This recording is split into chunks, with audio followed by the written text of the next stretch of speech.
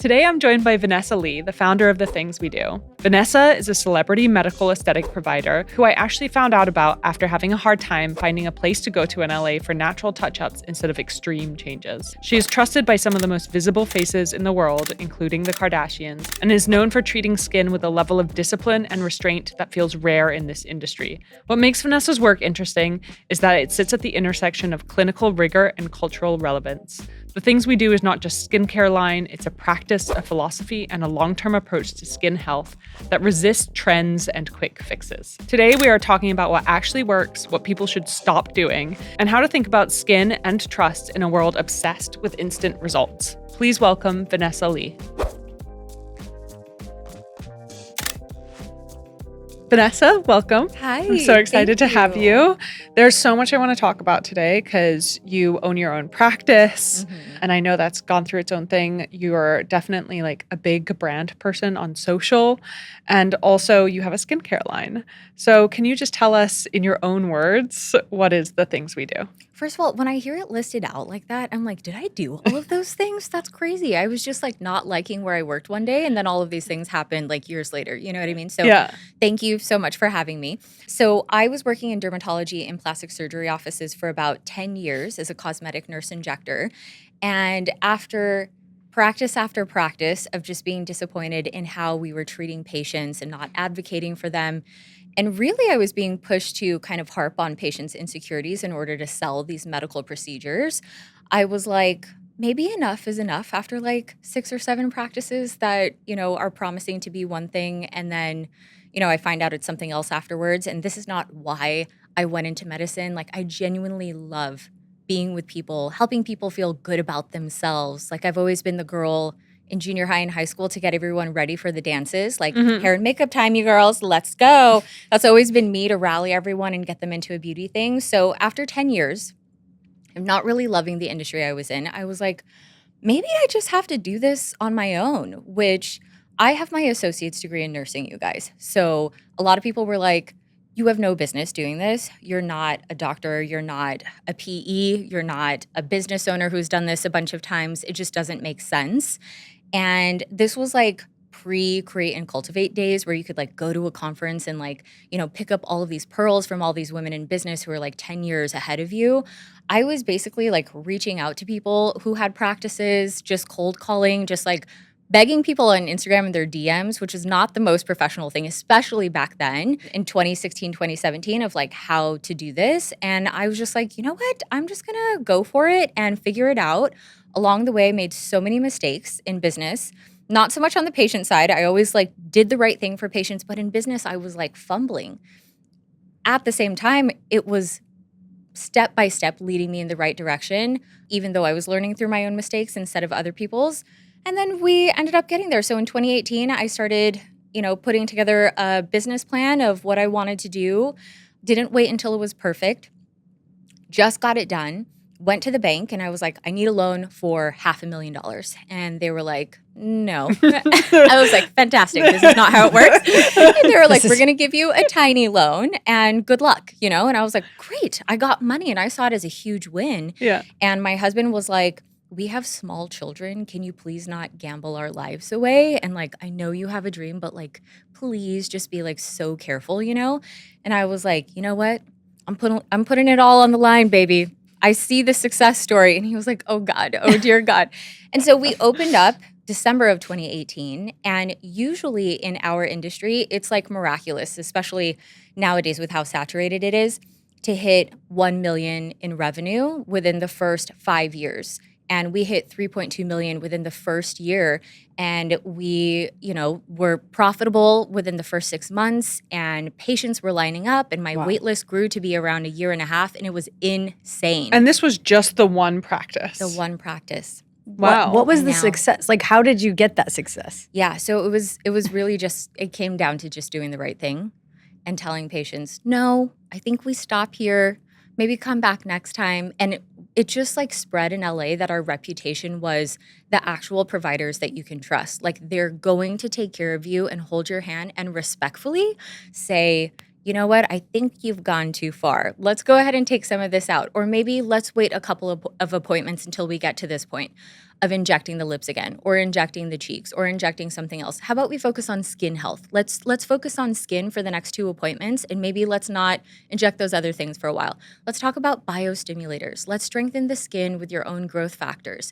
So we were kind of the first practice to really take off with that on a national level, and I'm so happy aesthetics is where it is now, and everyone's talking about biostimulators and all of that stuff. But in the beginning, we were kind of labeled, in our peer community as like kind of quacky and wacky. And now it's like, oh, good to see you've all come around. And literally it's our own blood. So what's the big deal? Yeah. You know? If you've ever thought about starting a company or you're already in it and figuring things out as you go, I wrote Bootstrap Empire for you. It's the real story of how we built Bala from a scrappy side hustle into a global brand without a traditional playbook or unlimited capital. This book has the lessons and advice I wish I had from day one. Think of it as your mentor in a book format. Bootstrap Empire is out now and available on Amazon, Walmart, Target, Barnes & Noble, and more. If you're building something from scratch, this one's for you. Visit bootstrap-empire.com to learn more. I mean, that's how I found out about you guys, because I moved here from London and I was like, I'm in LA. Like, I don't want to walk out of an injectable place with things that make me look like I now live in LA. Yeah. Like, I want somebody who's going to respect the boundaries I set for what I'm looking for, whether it's Botox or filler or whatever that is. And so I was recommended you. And it was because it was really about like enhancing the natural elements of your face as opposed to looking like everybody else in LA was looking at that time. Yes. So exactly. I think that's really like the trend that you guys kind of hit on that maybe wasn't even a trend yet. It wasn't. So when I created the term facial balancing, I have the trademark on that, and it's something that I'm really proud of in our industry. When it comes to looking at the face and getting patients to understand their own features more in order to guide them through the rejuvenation and just kind of like age delay and, that entire journey and conversation around beauty. When I first started, everything was about augmentation. Like, how can we change certain things so that you're hotter, so that you're prettier, so that you look different, so that you look like the person in this filtered photo? Like back in 2015, 2016, it was like the age of IG filters, and like it was the most insane, like the little puppy dog. Oh, like, those were insane. Yeah. So people were bringing in these photos of themselves with the filter, and they were like, I want to look like this. I'm like, you would need multiple surgeries. That's not even anything that you look like now. It wouldn't even be preserving the essence of your beauty. It would be like changing you into a totally different person. What we specialize in is balancing the features, where if you feel like over time, over the past like 1 to 2 years, your favorite feature is starting to leave you, or if you feel like you've always had a really strong upper face, high cheekbones, you love your eye frame, you love how bright things are, but in the lower face, there are some shadows that maybe distract from some of your favorite features, or if there are shadows that you can't quite put your finger on what's happening, but there's shadows in the face that you feel like are starting to make you look sad or angry when you don't feel that way on the inside, that's what we address. We don't turn you into a totally different person. So really focusing on those things is what made us so popular, I think. And then facial balancing now is just kind of, I think, this term that kind of gets thrown around with injectors of like, we just inject everywhere. And it's really not what it is. It's so much deeper of a connection with patient in their features, in correlation to their lineage, in correlation to what are your favorite features, what have you always felt kind of funny about, and what emotions are tied to those things, and how can we address all of that together. And did you have early adopter celebs like that? You had this insane growth story at the beginning. Like, did people flock to it at that stage? I mean, I'm from the 909. We were just talking about it before we started filming. I'm from Chino, California. Shout out 909 forever. And I should get a tattoo. And, definitely. Please and it's don't. not a cool, I know, right? It's not a cool place. It's like it's the Inland Empire. It's a strange zone of Southern California. And people who grow up in like cow fields and, I think one of the things we used to do growing up is my friends there was nothing around you guys. I mean, we had a Walmart that was open past 9. So we would hang out at the Walmart and like look at the goldfish section. So crazy. My friends would like buy ice blocks and just ice block down the grass hills, So it's not a cool place. So I'm getting a DM from a celeb And I'm like, this is definitely fake. This is like a bot or like maybe like a Finster or something. And then they DM again. I didn't even respond because I was like, this is fake. And so they DM again and they're like, hey, I would really love to come in and see you. I really love what you're doing with, all of your natural rejuvenation. Just everyone looks so uniform in Los Angeles. I'm not looking for that. And I was like, oh my God, is this real? And my husband was like, oh my God, you've got to respond. Is this crazy? And I was like, well, I don't want to respond too quickly because I don't want to seem like thirsty. Gotta look cool. You've already ignored them. Left on red. Like, yeah. You've got to reach out, like utilize these resources, exploit it, man. And I was like, no, you know what? You're right. What am I thinking? And I ended up running into that person just by chance in Los Angeles. I got off of work one day and I went to the restaurant Rosalie.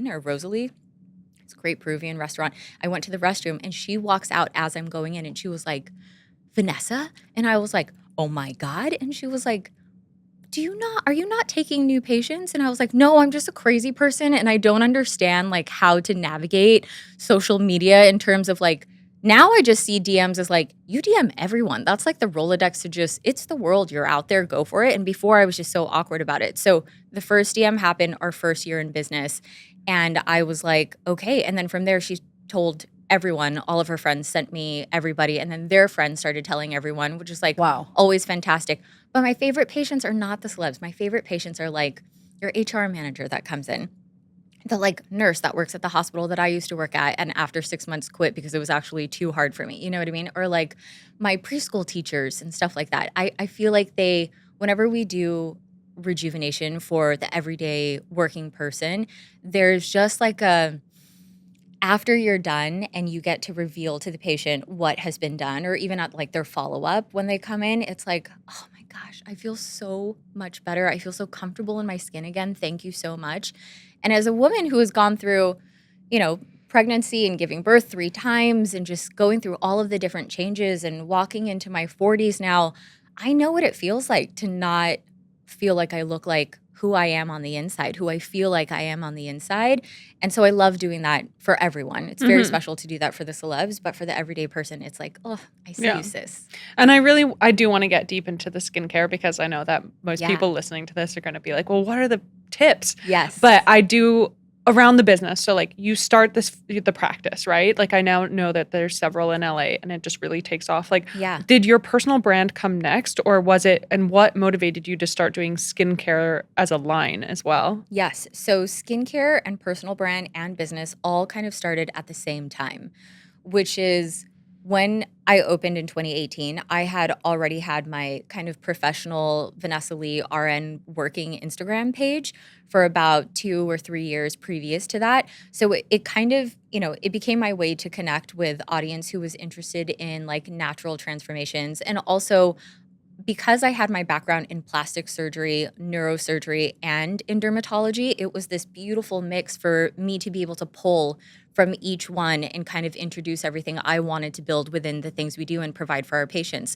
So as soon as we opened, I think it was maybe like 2 or 3 months later, I launched our skincare. So that was really easy for me to do and felt very natural for my patients because there were so many things missing, I felt, in classic dermatological ingredients and different formulas that just were not serving super sensitive skin of color, skin that like, yes, we want actives, but the right formulations in order to be able to use this stuff every day without having to worry about like burning your face off. You know what I mean? And as someone who has very sensitive skin and also hyperpigments so easily, there just wasn't a lot of that during that time. So it was easy for me to come up with all of that stuff together because selfishly, that's what I wanted for myself as a consumer as well. Yeah, that makes sense. And then at what stage do you decide to bring on private equity? Oh, yeah. So I always knew that I wanted to create something big. Yeah. I never wanted to create a business, first of all.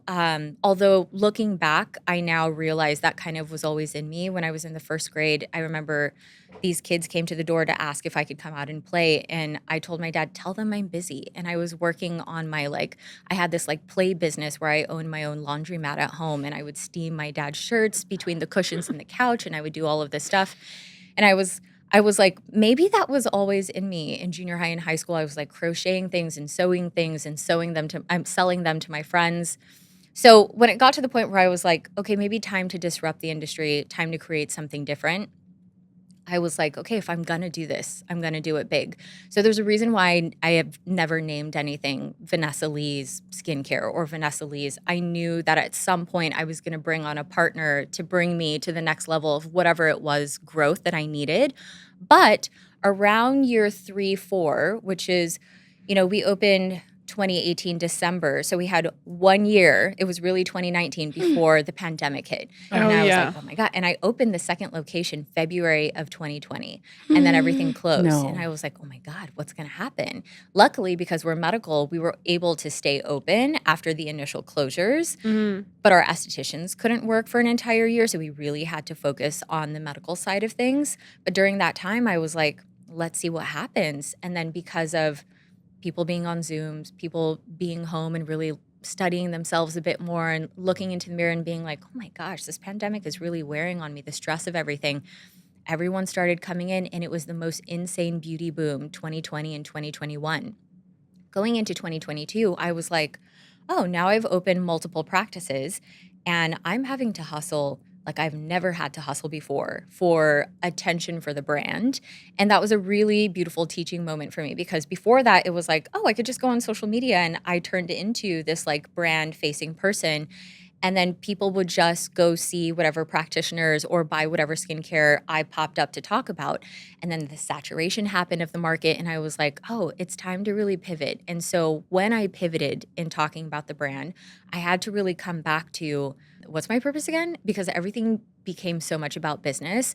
And I remembered that I wanted to come to the market and talk to patients and audiences about getting to know themselves, really bringing the worlds of like Eastern and Western medicine and, the principles of the Eastern way of like really bringing balance to things and like restoring the original face, really coming back to that. So I ended up getting, I'll take it back a little bit. I ended up getting certified in Chinese medicine as a face reader, and I started diving really deep into Eastern medicine. And I was like, you know what? Let's infuse all of this into how we talk about beauty and assessments. And so we started changing how we spoke to patients and how we started assessing them, going deeper into the facial balancing. As that's taking off, and I'm working hard to become a face reader, and I'm an injector and a, beauty authority, and then opening up practices and still handling all the logistics operation side of things, I was like, oh, I haven't seen my kids in like 4 months. This is crazy. And I think it's time for me to start exploring what it would be like to take on an investor or possibly go through full acquisition or partial acquisition. And so I started speaking to VCs and PEs and hated the entire process. I think I spoke to like over 30 of them. I was like, I hate all of this. This just does not feel like me or what I want for the business. It was a lot of like, do you think we can open 25 locations in the next 2 years? What do you think about that? And I was like, I fucking hate that. That's horrible. This is medicine we're talking about. This is so crazy. So hated that so much. And then one day in 2024, I got an email top of the year from a woman who was like, I have stopped by your Venice location. I love it so much. I, have started a couple businesses on my own and have gone through a couple of exits, and I come from tech, and I would love to just have a matcha with you. I can come, whenever you're free. And I was like, oh, woman who wants to have matcha and talk about business? This is different from all the tech bros, finance bros that I've been talking to. I was supposed to meet with her for like 20 or 30 minutes, and we ended up talking for like 2 hours. And there was this synergy of like, when you're dating and you're like, oh, am I going to marry this person? Because this is really happening. Like, we're vibing. I feel safe. This is so different. And it was like the most beautiful courtship. I feel like she was courting me for 9 months, and we were just going back and forth about what we want for business. And she basically was like, I'm from small private equity. I'm from a small family office. I want to be able to just support your vision. Clearly, you're onto something great. Your numbers are great. Your staff, there's very low turnover. Your patients, like all the reviews are amazing. How can I just be a part of this and support you? You just tell me where you need me.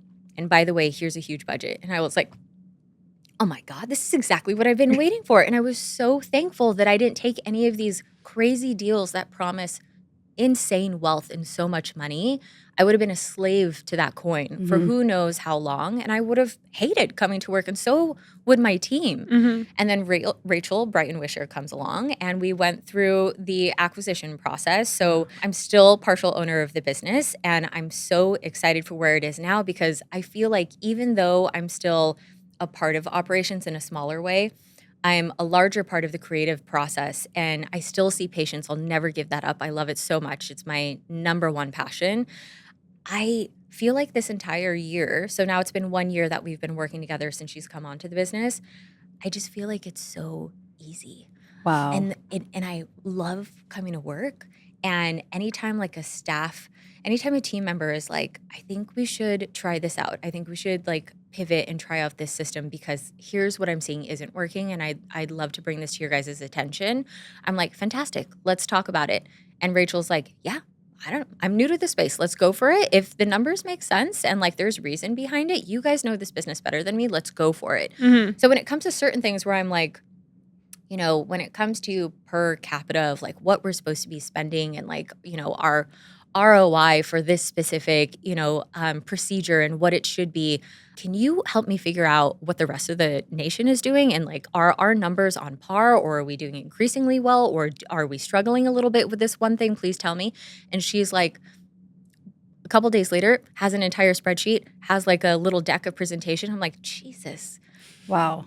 I don't even know what it's a dream. Yeah. It really is. But I know people who have like, are so sad post-acquisition about the deal that they made. I've heard mostly that. So this is really nice. This is really good, yeah. How many, wait, you tell me too, but how many locations do you have and are there plans to open more? There's plans to open more, you guys. And as we speak, there are a couple new ones. We're going to dominate California. Okay. And we're going to come out of California too. Austin? Some very maybe. Maybe yes. So so right now there's currently 5 locations. We're in California and we're in Oahu in Hawaii, and we are opening more in Southern California, and we're looking at Northern California also, and we're looking at some places out of state that I really love as well. Amazing. Yeah. Obviously, you're still involved, like you said, because I've been watching that you've been going to Korea. Everyone now has seen like your Korea trip with the Kardashians. Like, can you talk to me about Korean skincare and like what you're bringing back from your learnings on those trips? Yes, absolutely. So last year in 2025, I took 2 trips to Korea, and the first trip was heavy on the education. So I had a mini fellowship with a couple of plastic surgeons and dermatologists, and it was really just day-to-day, back-to-back learning being in class. And then I had maybe 1.5 days to myself to just kind of explore and get some stuff done as one does when they're in Korea. And then the second trip was a really fun girls trip where that's a whole story in itself. But oh my goodness, we were there for a blink of an eye. We were there for just a couple of days, and it was just so much fun to explore, but also turn these women onto like, here's why they're leading in Korea. And so in Korea, what I find that they do really differently in the US is that their FDA is really focused on pure science and innovation. It doesn't matter how big your budget is as a company. If you get these studies done and there are specific parameters of like safety and you're showing what it is that has been discovered and what you're pushing to put out there in the world for patients, it's approved.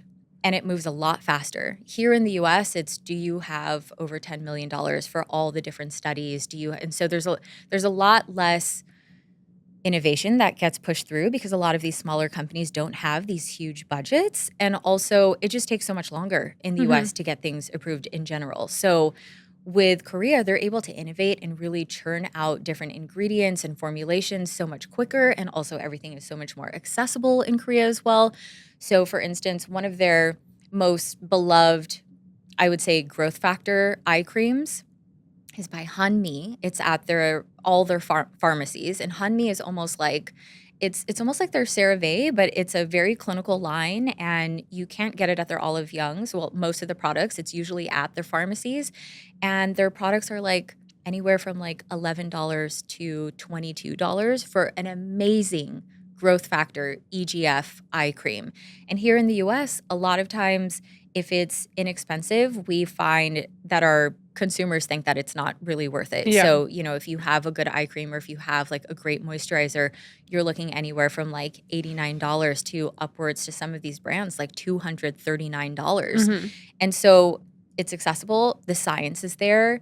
They're just at the head of everything that is interesting and truly works and is cutting edge, and there's science behind it. So I think that's really why they're leading. So at your locations, you do injectables. Like, what are some of the other successful like treatments you do? What do you recommend for like a person in their late 30s? I'm not asking for a friend. No, I'm just like, tell me some, because I don't know a ton about this world. So tell me some of the things that you have besides like injectables. Yes. So we do work with a lot of biostimulators. Biostimulators are things that are not injectable HA gels, like a lot of dermal fillers are HA gels. Biostimulators are typically working on restructuring and strengthening the skin. So a lot of times when patients come in their late 30s and early 40s, they say, I probably need a facelift, right? It's too late for me. And I'm like, what? What are you reading and what are you watching out there that's making you think this? No way. It's not too late at all. And so what I love to start off with typically is something called PRFM. It stands for platelet-rich fibrin matrix. And it's a very, very thin gel mucin almost of your own natural growth factors from your blood. And we inject that back into the skin, or we can microneedle it back topically onto the skin to make your skin stronger. So when skin is weakening, it's losing collagen and elastin. So what's happening is it's thinning and it's also starting to shift downwards. So if we can replace some of what you're losing, and if we can get your skin to thicken a little bit and also tighten, you all of a sudden are not looking at something to augment yourself. You're not having to rely on any kind of like HA fillers or even like a ton of Botox or even a little bit of Botox. With PRFM alone, you can see this like beautiful rejuvenation that happens in the skin where all of a sudden your skin is just, it's glowy, it's slightly tighter. The fine lines are diminished, your pores are refined, and all of that comes from something that's already within your body. We're just repurposing it. So we love that. We love collagen building threads. We love Sculptra. I love Sculptra underneath the hairline instead of all throughout the face in a heavy way. What is Sculptra? Sculptra's a laser? Sculptra is a biostimulator injection that looks like water because 95% of it is sterile water, and it's that sterile water is the carrier for this. It's almost like a fertilizer for your collagen. So Sculptra is actually PLLA. It is a type of material that is basically, if we break it down to the science, it's like crushed up powder from the threads. So threads are polydiaxanone, it's PDO. All of this is very unsexy, you guys, and very boring, but it is a type of biostimulator just like the threads. And when we inject it somewhere, collagen people think is only in the skin. Collagen is in your muscle fibers, it's in your subcutaneous fat in the soft tissues in the face, it's in the ligaments in your skin. So if we are rejuvenating several different areas, several different layers and depths of soft tissue, all of a sudden, when it's placed underneath the hairline, a couple weeks later, you look slightly tighter. You look slightly more snatched. I hate that word so much, but it's what the patients use, and so I want to be able to connect to them. You know what I mean? You look like how sometimes you see these. Snatched. Yeah, you see these patients on of mine on the red carpet, and people are like, they probably have had like a little bit of a bluff. They had something. They just look so good. I can't quite put my finger on why they look amazing. It's not, most of the time it is not surgery. It's these little things that we can do to strengthen your own skin, not by something that is an implantable gel, which, by the way, I'm not mad at HA filler. I have it all over my face.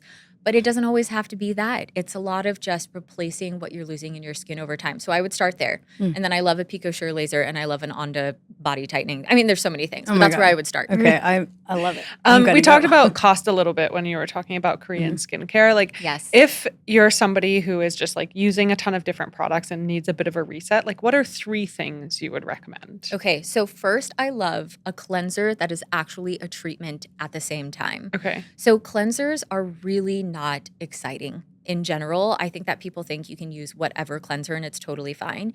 If you have normal to dry skin, or even just really sensitive skin and it's not normal to dry, you should be using a cleanser that is wrapped in fatty acids, in ceramides. That could be something that's like a CeraVe. It could be something that is a Korean skincare brand as well. They really focus on ceramides and fatty acids. The reason is because first of all, here in Southern California and so many parts of the US, we're just so dry. One, because of climate, and two, because our diets aren't great, honestly, and we get most of our hydration from these huge like hydro flasks carrying all of this water. In Asia, our hydration comes from the food that we eat also. So at least 1 to 2 meals is a soup. And here in the US, everything is dry that we eat. Dry, dry, dry. And in Asia, the liquid that we're consuming, it's not just like water with no nutrients in it. It's broths. We're having tea, we're sipping on these things. Here in the US, everything is like water and then dry food. So we need to be hydrating from the inside, and we need to be using cleansers that are completely moisturizing for the skin at the same time. So I love that. The second thing is using growth factor on the skin. So growth factors can be EGF, it can be PDRN. Have you guys heard of PDRN? It's very sexy in Korea and in the US these days. PDRN is the salmon DA. Oh, yeah. Oh, We yes, have heard I of know it. the salmon dude. Yes. So people love saying salmon sperm because it's like so, it's like provocative. But salmon DNA, PDRN is extremely hydrating for the skin. It supports collagen induction, but it is so plump and dewy. You end up looking like you have like little bouncy mochi skin. Does it work topically though? It does. Oh, okay. It does, but there has to be a specific ppm. So I love the range of like 1200, which again, this might not seem like anything, but if you look at how many ppm, which is the measurement of PDRN of what's in there, what in a specific cream or serum, 1200 plus is great. Some of them have like 5,000. I don't know if that's completely necessary, but in the studies that I've seen in the white papers, 1,200 seems to be the therapeutic range. Okay, so people don't love toners, and people like kind of in my industry kind of shit on toners. Like if you see all of these, when there's a dermatological conference and people are like, hey, derm, what can you ditch out of your, and they're like, toners, get rid of it. It does nothing. I love a toner. But in Asia, we don't look at toners like astringents that strip the skin. We look at toners as far as like essences and these kind of like sprays that add to the skin, soften the skin, have ingredients that kind of prep your skin for that next base. So even when you're getting a photo shoot done in Korea or in Thailand or in the Philippines, when they apply makeup, most of the prep for the skin that they're doing like before you take your photos is not the makeup itself. The makeup will take maybe like 20 minutes, but they're also prepping your skin with skincare. Like they're putting the toners on, the essences, they're putting moisturizer on you, the makeup artist, for 15 to 20 minutes before you even have makeup. That's just not the norm here in the US. So it's about making sure that the skin's barrier is as protected and is as strong as possible. Where we got it wrong collectively in the US for the longest time was let's use as many acids as possible to declog and decongest and get rid of everything in our pores. And what ended up happening was we just got really raw. Our barriers were broken down, and now everyone has perioral dermatitis. We hear about the dermatitis all the time because our barriers are wrecked, and sensitivity and, rosacea, like late onset rosacea and all of that. So I love both still, but I really love making sure that we're protecting the skin's barrier as much as possible. And we're going to see that in our industry for a long time. What you'll see in Korea is they focus a lot on, if we're speaking about acids, PHAs, which is a very gentle form of like a cousin of alpha hydroxy acids, where here in the US, we were using so much of the alpha hydroxy acids mixed with the beta hydroxy acids. Like AHA BAHA is something that you see everywhere in our skincare. And now we're like, wait, maybe we can be more gentle. Maybe there's something to that gentler approach. So I would say that was actually 2 products and so much talking. I want to give you the one last. We love it. I want to give you the one last thing. It's truly the Korean sunscreens are going to change everything. In the US, we only have certain ingredients that have been FDA approved. So we're very limited with our sunscreens here in the US. I hope that changes so much, especially now that Olive Young is coming to town. Shout out, Pasadena is going to be the first location. So I think that's really going to change because what we have a hard time pulling off is a great mineral sunscreen that can blend into the skin beautifully, or a chemical sunscreen that just gives a little bit more protection, and they've really pulled it off in Korea. So I'm hoping that is going to be approved soon. My favorite is Numbuzin, which is available on Olive Young. And I'm not even sponsored by them, but that's where I buy my shit. Do they send here? Yes, they do. Okay. Yes. That my next question was going to be, where can you get good Korean skincare? Yeah, Olive Young. One of my favorite websites to buy from, also a trusted website, is Song of Skin by Kelly Lou. Amazing, amazing products. Those are the two that I usually buy from. Okay, amazing. I mean, I don't know if you know these stats, but the beauty industry is at $330 billion and is expected to grow to $545 billion by 2030. Insane. And this growth has really happened in the last kind of 5 years. What do you think has motivated such an extreme growth in how we want to look? Post 2020, people are sick of going through shit, and they're like, if I'm going to be going through like hard ass things in life and everything in the world is crumbling, I'm at least going to look good. And actually a patient said that to me. So back in 2008, 2009, when the economy fell apart, right? I had a patient come in and she was telling me about how she was losing her home. She was going through a divorce. The family business is going through everything because of what was happening with the economy.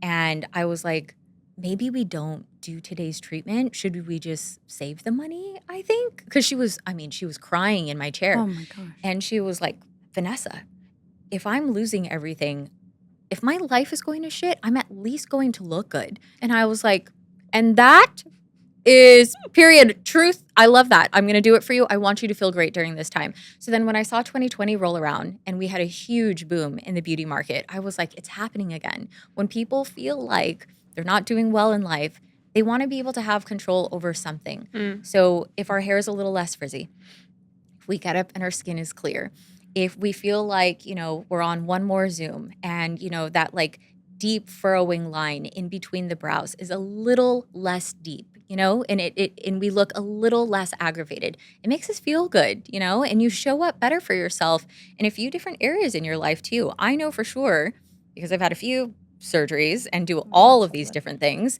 when I feel like, I don't have to like think about, my droopy boobs anymore. Like now they're picked up. I had that lift. Now it just is, I feel lighter and I show up for my kids more. I like have more sex with my husband. You know what I mean? Like I just feel great. And it's something that translates to everyone. And I think we're seeing that in beauty. Yeah. Tell us about the surgeries, because I know we want to talk about and you talk about this publicly a lot. Oh my God, a lot. But we want to know like what you did, what the experience was like, and what motivated you to do it. Yes. Okay.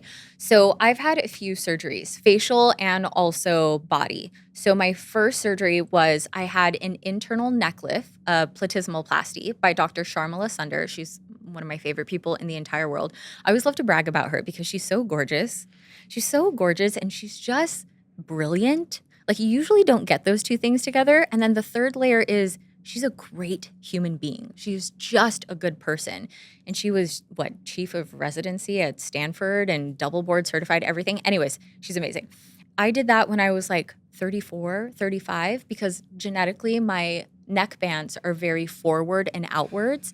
And I was like, you know what? I would really love to enjoy the rest of my 30s, 40s, and 50s without having to think of like my jowls and my flaring neck bands this entire time. Because every time I saw a photo of myself that was candid, I was like, who's that?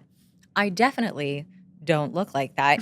Because when I take my photos and take selfies, I know the angles to hit and all of that. So whenever I saw a candid photo, I was like, this is a lie. That's not me.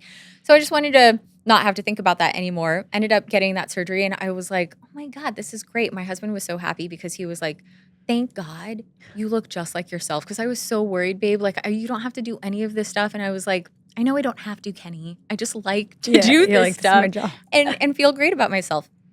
Then I ended up doing after my first two kids, I ended up doing a mini tummy tuck, 360 lipo. And it was fine. It was good. Like I liked it, but I was like, I think there's more to this journey. So I ended up having a third kid. Surprise. Ended up having a third kid years after my second. So the age gap is 8 years, which is Joaquin was a surprise. Lovely little joy. He's amazing and we love him. So definitely a surprise. Okay.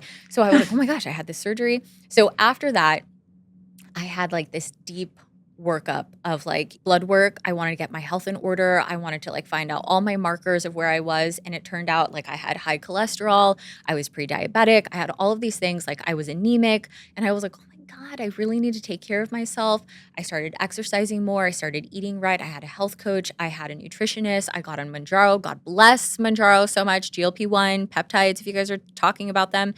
Lost 40 pounds. And then I was like, fantastic. Now it's time to do the things that are going to seal everything. And then I'm going to be done for the foreseeable future. And I ended up getting a full tummy tuck with Dr. Elie-Meyers, who is also a brilliant, amazing human being. Full tummy tuck, lipo to the sides, took a little bit of that fat, added to the hips and the cleavage. Breast lift, small implants over the muscle, 220s, Motiva, for all the girls out there who know.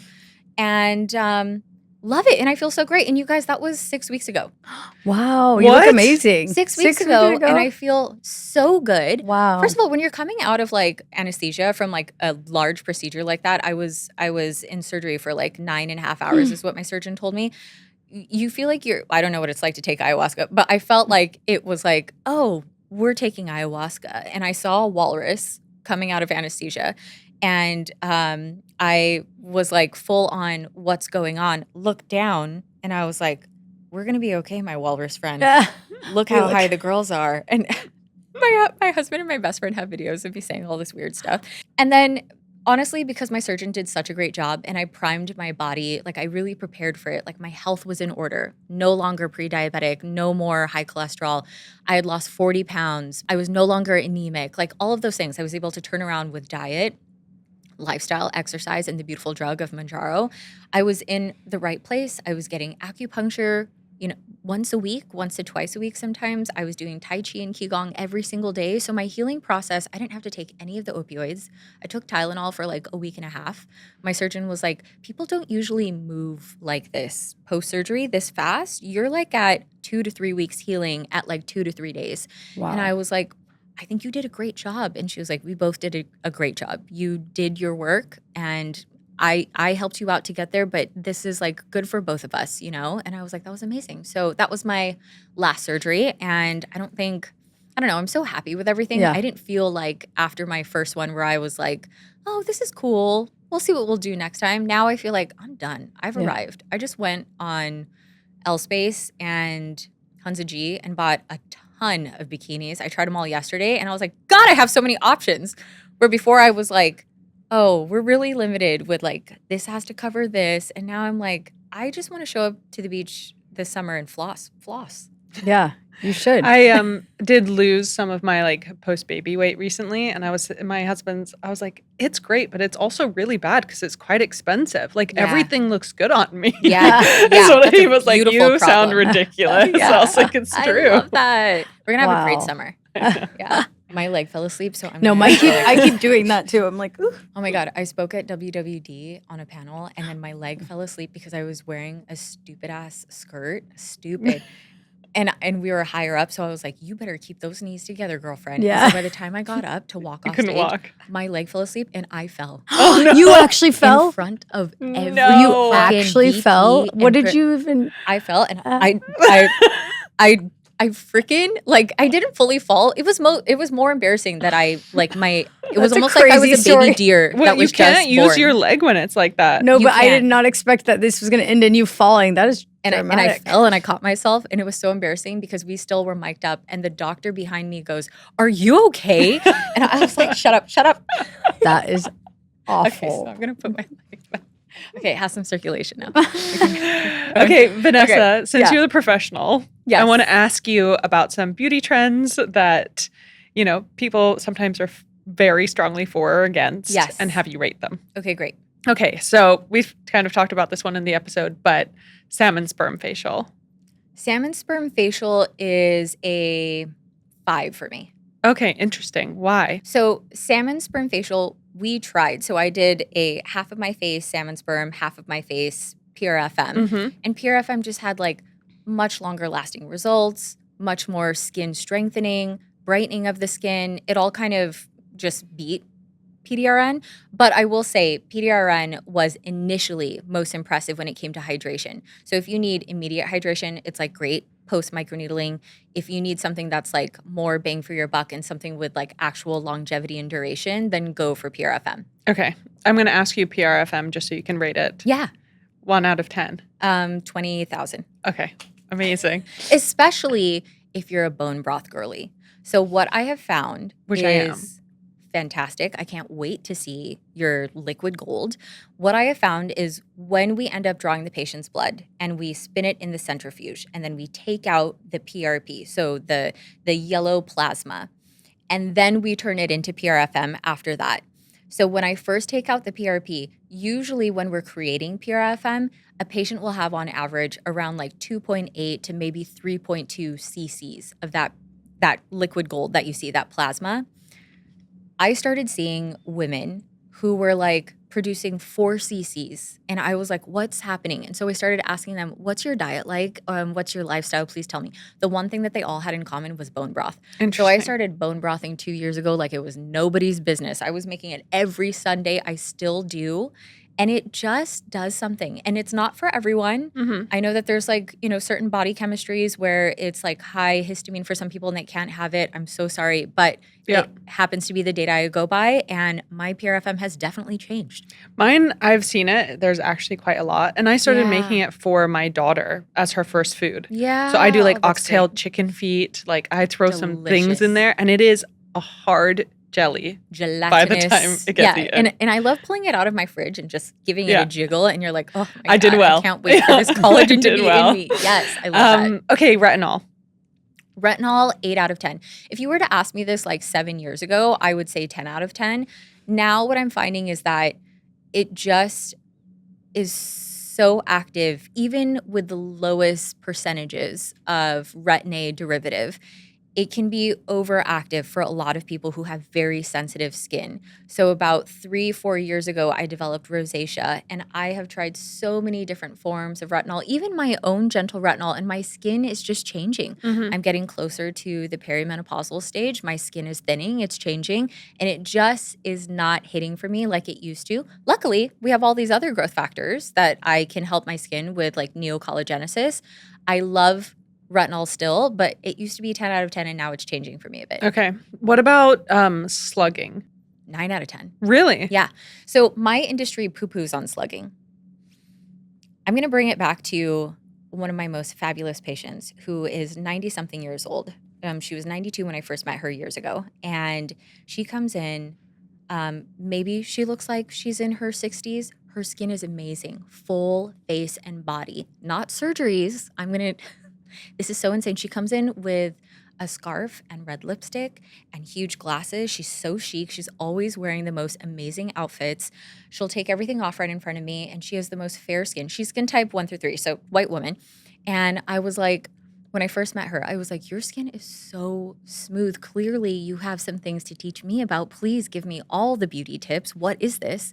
And she was like, I have been covering myself in Vaseline once to twice a week, my whole face, my whole body. I wear a sweatsuit that I feel comfortable getting dirty.